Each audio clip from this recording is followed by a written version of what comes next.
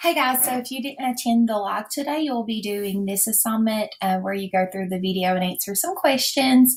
We're still talking about transformations. We're just going to go a little more in depth, and then your quiz will be on Thursday. Please make sure to look at the agenda, and this will be in 2 parts, so make sure you do both. And this is part number 1. What does a reflection do to a shape? Okay, so you'll be answering that.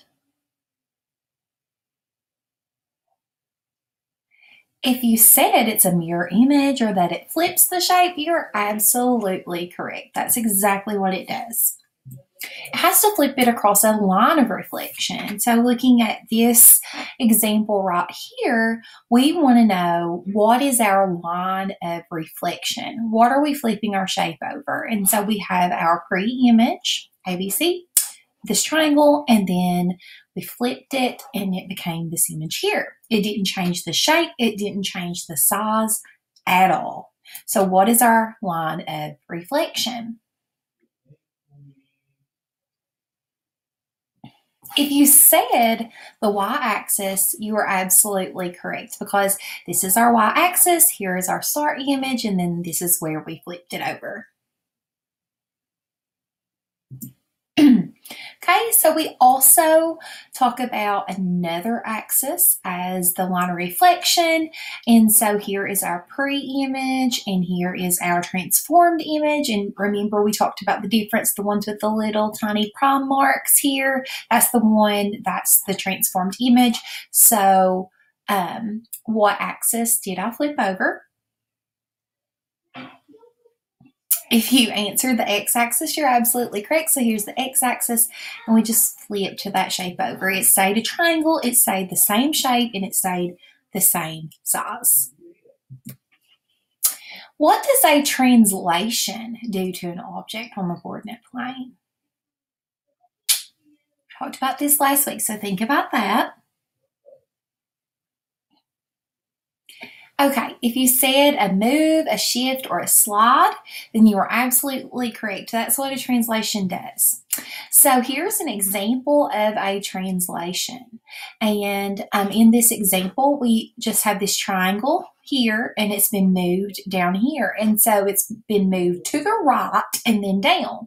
And so if we just use the point P and we compare it to P prime, we went to the right 1, 2, 3, 4, 5, 6, 7, and down 1, 2, 3, 4, 5. Okay, to the right 7 and down 5. And if we do that with each point, it's going to be the same. So if I did R, we would say 1, 2, 3, 4, 5, 6, 7, and down 1, 2, 3, 4, 5. It's all going to match. So the additional thing we're looking at this week is how do we write that as a rule?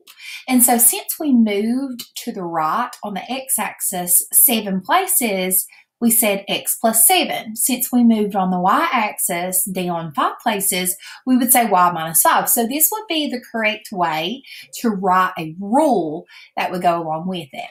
Went to the 7 to the right plus 7 and down 5, so minus 5. So that's a new thing we've learned this week.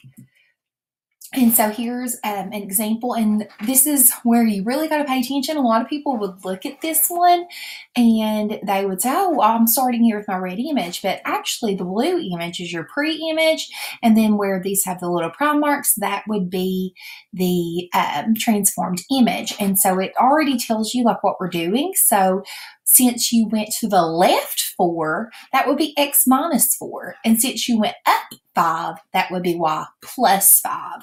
So to the right is positive, to the left is negative. Up is positive, and down is negative. Okay, and so how can we write a rule to describe this? How can we do that? And it's already counted things out for you. Remember, you're going to do x and then y.